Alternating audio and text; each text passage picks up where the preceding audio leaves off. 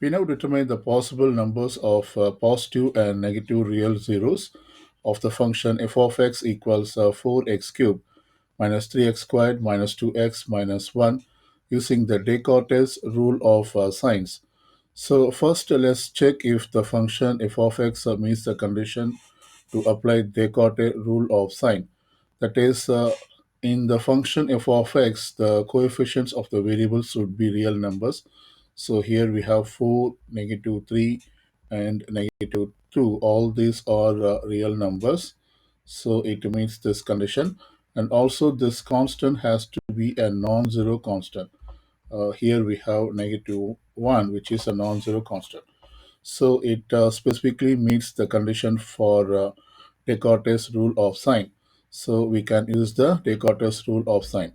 So let's put the function f of x, and this equals 4x cubed minus 3x squared minus 2x minus 1.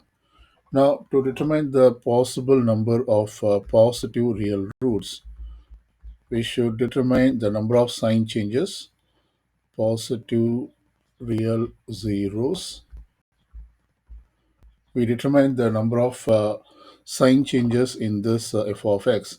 So let's start off with 4x cubed. Here this one is a positive 4. So from positive 4 to negative 3, this is a sign change from positive to negative. So we have one sign change.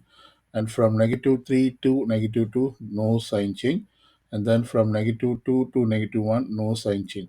So we exactly have only one sign change. And this means the possible number of positive real zeros is just 1. Now, to determine the negative real zeros, we should find f of negative x first by replacing x in f of x by negative x. So let's find f of negative x. And this is so simple that we should just change the sign of the x variables which has odd powers. So in f of x, we have odd power as x cube. So we just have to change its sign, that is negative 4x cube, and whichever the powers has even powers, we do not have to change the sign chain. That is, for negative 3x squared, we write down this as a negative 3x squared. And then for the term negative 2x, this one is x raised to the power of 1. This one is an odd power. So we should change its sign. That is, we put positive 2x minus 1. Now let's find the sign change in f of negative x. So let's start off with the negative 4. So from negative 4 to negative 3, no sign change. This is no sign change.